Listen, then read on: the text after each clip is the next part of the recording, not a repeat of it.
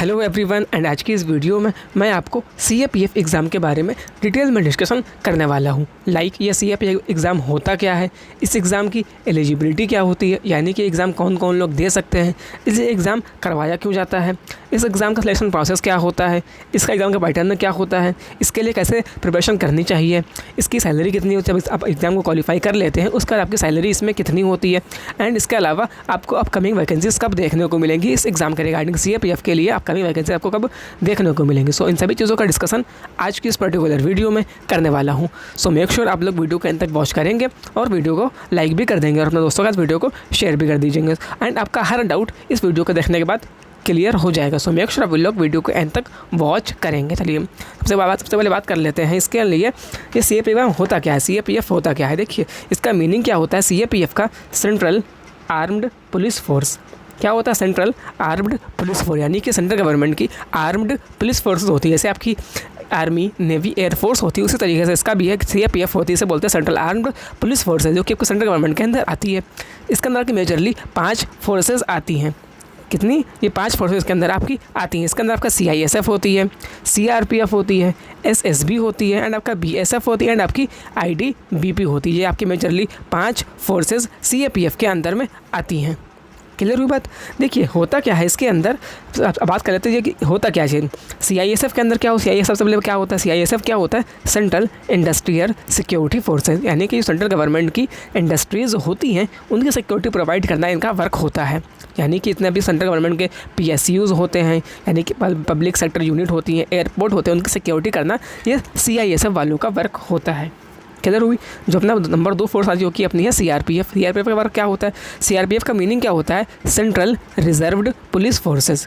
ये भी central government की एक पुलिस फोर्सेस है। इसका वर्क जो होता है वो नक्सल एरियाज़ के अंदर होता है, यानी यहाँ डिस्टर्बेंस एरिया जो होते हैं, यहाँ पे एक तरीके से फाइट क्रिएट होती रहती है, नक्सल एरियाज़ बोलते हैं उन्हें, वहाँ पे इनका वर्क मेजरली वर्क होता है CRPF वालों का नक्सल एरियाज़ के अंदर। अपनी तीसरी फोर्स आती है कि है SSB, यानी कि सशस्त्र सीमा बल। इसका मेन वर्क जो होता है वो इंडिया नेपाल के बॉर्डर के ऊपर होता है एंड आपके इंडिया भूटान के बॉर्डर के ऊपर इसका मेन वर्क होता है। किसका? SSB का। ठीक है।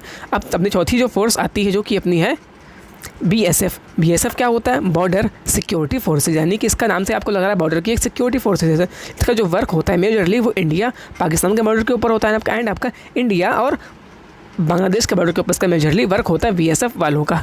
क्लियर हुआ बात। एंड आपकी जो अपनी लास्ट फोर्स इसके अंदर आती है ITBP।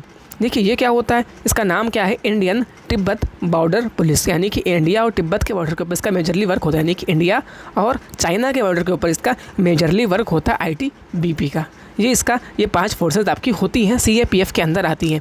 जब आप फॉर्म फिल करते हैं तो आपकी प्रेफरेंस के अकॉर्डिंग आप इन सब फोर्सेस को फिल करते हैं, आप किस में जाना चाहते हैं उसके अकॉर्डिंग आपकी फोर्स इसमें आपको ज्वाइनिंग दी जाती है।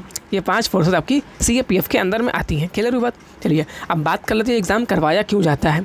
देखिए आपको पता होगा CAPF के अंदर भी 2 टाइप की पोस्टें होती हैं, एक ऑफिसर लेवल की होती है ना, क्या एक आपकी नॉन ऑफिसर कैटेगरी की होती हैं।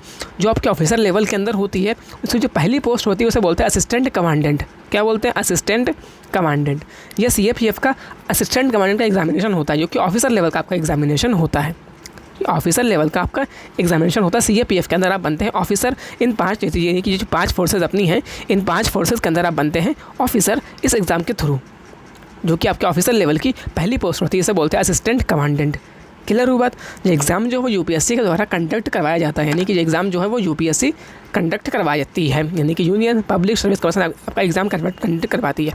अब बात करते हैं इसकी फ्रिक्वेंसी क्या है, यानी कि एग्ज़ाम जो आपका है साल में सिर्फ एक बार होता है, वंस इन अ ईयर। एक साल में आपका एग्जामिनेशन जो है वो एक बार ही होता है।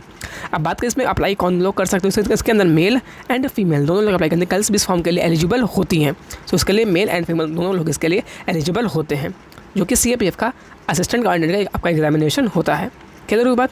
चलिए अगला पॉइंट आता है इसकी एलिजिबिलिटी क्या रहने वाली है, यानी कि इसकी एलिजिबिलिटी क्या होती है। अगर बात की जाए इसकी एज लिमिट की, अगर आपकी एज 20 से लेके 25 साल के बीच में है देन आप इसके लिए एलिजिबल होते हैं। इसके अलावा OBC को, SC ST को एज में रिजर्वेशन भी दिया जाता है। ठीक है। अब बात करें तो जब कि अपकमिंग वैकेंसीज देखने को मिलेंगी उसके अंदर आपकी जो DOB लगने वाली है, अगर आपके DOB डेट ऑफ बर्थ जो है वो 2 अगस्त 1997 से लेकर 1 अगस्त 2002 के बीच में आ रही है देन आप अपकमिंग वैकेंसीज़ के लिए एलिजिबल होने वाले हैं। बताऊंगा आपका वैकेंसीज कब आएंगे उसके बारे में आपको वीडियो के एंड में बताऊंगा। सो मेक श्योर वीडियो के एंड तक बने रहेंगे। चलिए अब बात करें इसके लिए एजुकेशन क्वालिफिकेशन के अंदर। एजुकेशन क्वालिफिकेशन के अंदर आपने ग्रेजुएट किया होना चाहिए, यानी कि एनी ग्रेजुएट इसके लिए एलिजिबल होते हैं, यानी कि आपने ग्रेजुएशन कंप्लीट की होनी चाहिए। अगर आप फाइनल ईयर के अंदर भी हैं या थर्ड ईयर के अंदर हैं तब भी आप इसके लिए एलिजिबल होने वाले, फाइनल ईयर वाले भी और थर्ड ईयर वाले इसके लिए एलिजिबल होते हैं। आपने ग्रेजुएशन के अंदर चाहे बीए किया हो, बीएससी किया हो या बीटेक किया हो, उससे मैटर नहीं, आपका सिर्फ ग्रेजुएशन कंप्लीट होनी चाहिए या आप अपने फाइनल ईयर के अंदर हैं तब आप इसके लिए एलिजिबल होते हैं। कोई परसेंटेज नहीं इसके अंदर, बाउंडेशन परसेंटेज की नहीं होती, आपके कितने परसेंटेज मार्क्स हैं उससे कोई मैटर नहीं है। बस आपने ग्रेजुएशन कंप्लीट हो या आप थर्ड ईयर या अपने फाइनल ईयर के अंदर हो, देन आप इसके लिए एलिजिबल होते हैं। एंड आपकी एज लिमिट जो है 20 से 25 साल तक होती है। क्लियर हो गई बात? चलिए अब बात कर लेते हैं अगला पॉइंट जो अपना है, इसका सिलेक्शन प्रोसेस क्या रहता है। देखिए इसका सिलेक्शन प्रोसेस जो है वो आपका मेजरली 4 स्टेज के अंदर कंप्लीट होता है। इसके अंदर सबसे पहले आपका क्या होता है, आपका रिटन एग्जामिनेशन होता है जो कि आपका ऑफलाइन एग्ज़ाम कंडक्ट करवाया जाता है, जो कि आपका ऑफलाइन एग्ज़ाम होता है। यूपीएससी एग्ज़ाम कंडक्ट करवाती है, ऑफलाइन एग्जामिनेशन होता है। अगर आप एग्ज़ाम क्वालिफाई कर लेते हैं इसका आपका फिजिकल टेस्ट होता है। अगर फिजिकल भी क्वालिफाई करते हैं आपका होता है पर्सनल इंटरव्यू। जैसे आपका यूपीएससी का सिविल सर्विस का इंटरव्यू होता है, सेम आपका पर्सनल इंटरव्यू उसके अंदर भी एज इट इज़ होता है। उसके बाद आपकी बनती है मेरिट लिस्ट। अगर नाम उसके अंदर आपका होता है देन आप इसका इसलिए ज्वाइनिंग ले लेते हैं। आपको जो बनती है मेरिट वो आपके एग्जाम के बेसिस के ऊपर एंड आपकी पर्सनल इंटरव्यू के बेसिस के ऊपर आपकी बनती है मेरिट लिस्ट। उन दोनों को मार्क्स ऐड करके बनती है आपकी मेरिट लिस्ट। अगर नाम उसके अंदर आपका होता है देन आप इसका इसलिए ज्वाइनिंग ले लेते हैं। फिजिकल सिर्फ फिजिकल जो है वो सिर्फ आपको क्वालिफाई करना होता है। ये इसका पूरा प्रोसेस होता है। आई होप क्लियर हो गया होगा। चलिए अब बात करते हैं इसके एग्जाम का पैटर्न क्या होता है। देखिए इसके एग्जाम के पैटर्न के अंदर आपके मेजरली 2 पेपर होते हैं। एक होता है पेपर फर्स्ट, एक होता है आपके पेपर सेकंड। पेपर फर्स्ट क्या होता है, जनरल एबिलिटी एंड इंटेलिजेंस का पेपर होता है। इसके अंदर मेजरली आपको जीएस के क्वेश्चन ज़्यादा आपको देखने को मिलेंगे, यानी कि जनरल साइंस, जनरल स्टडीज़ के क्वेश्चन ज़्यादा देखने को मिलेंगे। साइंस हो गई आपकी, हिस्ट्री, पॉलिटी, ज्योग्राफी सबको ऐड कर जो इससे बोलते हैं मेजरली जीएस, उसका क्वेश्चन आपको ज़्यादातर देखने को इसके अंदर मिलते हैं जनरल एबिलिटी एंड इंटेलिजेंस के एग्जामिनेशन के अंदर।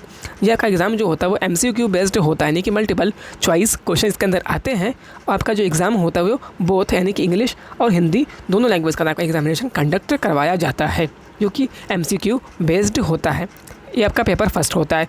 उसी दिन आपका पेपर सेकंड भी करा देने कि सेम डे ही दोनों एग्जामिनेशन कंडक्ट करवाए जाते हैं। पेपर फर्स्ट होता है 10 से 12 घंटे, 2 से 2 घंटे का होता है, एंड पेपर सेकंड होता है वो उसी दिन होता है। इसके अंदर होता है कि आप कॉम्प्रिहेंसिव एंड ऐसे राइटिंग का आपका एग्जामिनेशन होता है, यानी कि आपका जो पेपर होता है पेपर 2 ये आपको डिस्क्रिप्टिव मोड के अंदर होता है, यानी कि इसके अंदर आपको पेन पेपर से ऐसे राइट करने पड़ते हैं, ऐसे और कॉम्पोजिशन आपको लिखना पड़ता है। आपको जो आपका एग्जामिनेशन होता है ये सिर्फ आपका इंग्लिश के अंदर ही होता है। ये वाला एग्ज़ाम जो पेपर फर्स्ट जो होता है हिंदी और इंग्लिश दोनों में होता है, बट आपका पेपर 2 जो है वो सिर्फ इंग्लिश के अंदर ही होता है, जो कि इसके अंदर आपका मेजरली ऐसे और कॉम्प्रिहेंशन का पोर्शन होता है, जो कि आपको डिस्क्रिप्टिव मोड में होने वाला है। बात के लिए इसका पूरा पैटर्न होता है। अब बात करते हैं क्वेश्चन कितने कैसे आते हैं। देखिए आपके पेपर फर्स्ट के अंदर 200 क्वेश्चंस आते हैं और 250 मार्क्स का आपका एग्जामिनेशन होता है, यानी कि 200 क्वेश्चन 250 मार्क्स का आपका एग्जाम होता है। एंड आपको टाइम मिलता है जो 2 घंटे का टाइम मिलता है, यानी कि 2 घंटे के अंदर आपको 200 क्वेश्चन सॉल्व करने पड़ते हैं। 250 मार्क्स के, जो कि आपको पता है MCQ बेस्ड होते हैं, जो कि आपको हिंदी और इंग्लिश दोनों लैंग्वेज के अंदर आपको एज इट इज़ लिखे होते हैं। एंड आपकी इसके अंदर नेगेटिव मार्किंग भी होती है, कि 1/3 मार्क की आपकी नेगेटिव मार्किंग भी इसके अंदर होती है। जब आपकी बात चली पेपर फर्स्ट की, पेपर फर्स्ट की ये पूरा लिखा हुआ है किधर हुआ। उसी दिन आपका होता है पेपर सेकंड। पेपर फर्स्ट 2 घंटे का, 10 से 12 2 घंटे का होता है। एंड उसी के बाद आपका होता है पेपर 2, जो कि 2 से लेके 5 बजे तक होता है, लेकिन पेपर 3 घंटे का होता है। इसके अंदर आपको सिंपली 6 क्वेश्चन होते हैं, यानी कि आपको 2 ऐसे लिखने पड़ते हैं, 2 डिबेट लिखनी पड़ती है, इस तरीके आपको 2 और चीज़ें लिखनी पड़ती है, यानी कि टोटल आपको 6 क्वेश्चन लिखने पड़ते हैं आंसर राइटिंग के अंदर। जो आपका एग्ज़ाम जो होता है वो 200 मार्क्स का होता है, यानी कि 200 मार्क्स के लिए आपको 6 क्वेश्चन लिखने पड़ते हैं। आपको जो टाइम मिलता है वो 3 घंटे का टाइम मिलता है, यानी कि 3 घंटे के अंदर आपको 200 मार्क्स के लिए 6 क्वेश्चंस के आंसर लिखने पड़ते हैं ऐसे और कॉम्प्रिहेंशन के अंदर। एंड इसके अंदर आपकी नेगेटिव मार्किंग नहीं होती, इसके अंदर आपको कोई भी नेगेटिव मार्किंग नहीं होती पेपर 2 के अंदर। पेपर फर्स्ट के अंदर आपकी नेगेटिव मार्किंग होती है। अगर आप पेपर फर्स्ट क्वालिफाई करेंगे देन आप पेपर 2 का आपकी कॉपी चेक होती है। पेपर फर्स्ट के आपकी कट ऑफ बनती है, अगर उसका कट ऑफ के अगर मार्क्स उसके ऊपर होते हैं देन आपकी पेपर 2 की कॉपी चेक होती है, अदरवाइज आपकी कॉपी पेपर 2 की चेक नहीं होती है। ये इसका पूरा पैटर्न होता है। क्लियर हो गया। चलिए अब बात करते हैं अगला पॉइंट जो कि अपना फिजिकल टेस्ट। अगर आप एग्ज़ाम क्वालिफाई कर लेंगे, आपको जो दूसरी आती है स्टेज 2, उसके अंदर आपका फिजिकल टेस्ट होता है। देखिए फिजिकल टेस्ट के अंदर होता है कि आपके मेजरली 4 टास्क इसके अंदर करवाए जाते हैं। चार टास्क का सबसे पहले क्या होता है आपका 100 मीटर की रेस होती है, यानी कि 100 मीटर की आपकी रेस होती है, जो कि मेल कैंडिडेट्स को 16 सेकंड में कंप्लीट करनी पड़ती है, आपको फीमेल कैंडिडेट्स को 18 सेकंड के अंदर कंप्लीट करनी पड़ती है। मेल्स के लिए टाइम मिलता है 16 सेकंड और फीमेल्स का टाइम होता है 18 सेकंड। इस टाइम के अंदर आपको 100 मीटर की रेस कंप्लीट करनी पड़ती है। उसके तुरंत बाद आपकी होती है 800 मीटर की रेस। 800 मीटर की जो रेस होती है वो मेल कैंडिडेट्स के लिए 4 मिनट 45 सेकंड के अंदर कंप्लीट करनी पड़ती है, वहीं फीमेल कैंडिडेट्स को 3 मिनट 45 सेकंड के अंदर कंप्लीट करनी पड़ती है। 800 मीटर की रेस मेल्स के लिए 4:45 एंड फीमेल्स के 3:45 टाइम मिलता है। इसके बाद आपकी होती है लॉन्ग जंप। लॉन्ग जंप के अंदर होता क्या है, मेल कैंडिडेट्स को 3.5 मीटर की लॉन्ग जंप लगानी पड़ती है एंड आपके फीमेल कैंडिडेट्स को 3 मीटर की लॉन्ग जंप करनी पड़ती है। फीमेल्स के लिए फीमेल्स के लिए 3 मीटर होती है एंड फीमेल्स के लिए 3 मीटर, आपकी मेल्स के लिए जो होती है वो 3.5 मीटर की होती है लॉन्ग जंप। एंड इसके अंदर आपको 3 चांस दिए जाते हैं, यानी कि 3 चांस के अंदर आपको जो आपका स्कोर अच्छा होगा उसे ही काउंट किया जाएगा। 3 चांस का आपको मौका मिलता है इसके अंदर लॉन्ग जंप के अंदर। उसी के बाद आपका लास्ट में होता है शॉर्ट पुट। इसके अंदर आपके भी मेल कैंडिडेट्स को 4.5 मीटर का आपको शॉर्ट पुट करना पड़ता है। फीमेल्स के लिए कोई भी शॉर्ट पुट का टास्क नहीं करवाया जाता। फीमेल्स के लिए इसमें छूट होती है, यानी कि फीमेल्स को शॉर्ट पुट का टास्क नहीं देना पड़ता, सिर्फ मेल कैंडिडेट्स को ही 4.5 मीटर का एक टास्क होता है शॉर्ट पुट, उसको क्वालिफाई करना पड़ता है। इसके अंदर आपको 3 चांस दिए जाते हैं। 3 चांस का जो आपका स्कोर अच्छा होगा उसे ही काउंट किया जाएगा, जिसका पूरा फिजिकल होता है। इसको आप सिर्फ क्वालिफाई करना पड़ता है, इससे कोई मार्क्स नहीं होते, आपको सिर्फ फिजिकल क्वालिफाई करना पड़ता है। चलिए, अगर आप फिजिकल क्वालिफाई कर लेते हैं आपका होती है स्टेज 3, जो कि होती है आपके पर्सनल इंटरव्यू। इंटरव्यू के अंदर होता क्या है, जब आपका इंटरव्यू जो होता है यूपीएससी के द्वारा कंडक्ट करवाया जाता है। जैसे आपका सिविल सर्विस का इंटरव्यू होता है, सेम उसी तरीके से आपका यूपीएससी का सीएपीएफ का भी इंटरव्यू सेम ही होता है। ठीक है, जो मार्क्स होता है इस इंटरव्यू का, आपका 150 मार्क्स का आपका एग्जाम की इंटरव्यू होता है। 150 मार्क्स के लिए आपका इंटरव्यू होता है, उसके अकॉर्डिंग आपको मार्क्स दिए जाते हैं। अगर आप इंटरव्यू में क्वालिफाई कर लेते हैं आपकी बनती है मेरिट लिस्ट। मेरिट लिस्ट में होता क्या है, आपके एग्जाम के मार्क्स ऐड होते हैं और आपके इंटरव्यू के मार्क्स ऐड होते हैं, यानी कि आपका एग्जाम जो होता है 400 मार्क्स का होता है, आपको जो इंटरव्यू होता है वो 150 मार्क्स का होता है। इन दोनों को मार्क्स को ऐड करके आपकी बनती है मेरिट लिस्ट, जो कि 600 मार्क्स की होती है। अगर नाम उसके अंदर आपका होता है मेरिट लिस्ट के अंदर, देन आप इसके अंदर ईजिली ज्वाइनिंग ले लेते हैं अपनी प्रेफरेंस के अकॉर्डिंग। सीआरपीएफ में या सीआईएसएफ में या आईटीबीपी के अंदर या बीएसएफ में या एसएसबी में आपकी प्रेफरेंस के अकॉर्डिंग आपको दी जाती है जॉब।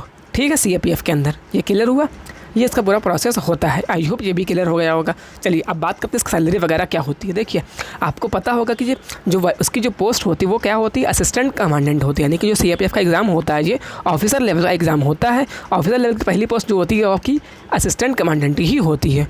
सीएपीएफ के अंदर ऑफिसर लेवल की सबसे पहली पोस्ट जो होती है वो आपकी असिस्टेंट कमांडेंट होती है। इस पोस्ट के ऊपर सैलरी जो होती है आपकी 56,100 रुपये आपकी मिनिमम सैलरी होती है। ये आपकी मिनिमम सैलरी होती है 56,100 पर मंथ आपकी सैलरी होती है। किस पोस्ट के लिए, असिस्टेंट कमांडेंट के लिए। इसके बाद आपकी पोस्टिंग आने की आपकी जो प्रमोशन होता रहता है, यानी कि असिस्टेंट कमांडेंट से आप जाते हैं डिप्टी कमांडेंट, इस तरीके सैलरी भी आपकी इंक्रीज़ करती रहती है टाइम टू टाइम। आपकी जो सबसे पहली सैलरी होती है वो 56,100 रुपये की होती है। क्लियर हुई बात। चलिए, अब बात करते हैं आप कभी वैकेंसीज हमें कब देखने को मिलेंगी। जो लोग उसके लिए प्रिपेयर करना चाहते हैं उनके लिए आपका वैकेंसीज कब हमें देखने को मिलेंगी। देखिए, इस वैकेंसी का नोटिफिकेशन जो है वो आपको 20 अप्रैल को देखने को मिलेगा। 20 अप्रैल 2022 को इस वैकेंसीज का नोटिफिकेशन आएगा एंड आपको जो फॉर्म फिलिंग है वो 20 अप्रैल से ही स्टार्ट हो जाएगी। ठीक है, जो इसका एग्ज़ाम होगा वो एग्ज़ाम आपका 7 अगस्त को कंडक्ट करवाया जाएगा। 7 अगस्त को 2022 को इसका एग्ज़ाम होने वाला है, जो कि आपको पता है एग्ज़ाम जो होता है वो ऑफलाइन एग्ज़ाम होता है, जो कि यूपीएससी कंडक्ट करवाती है।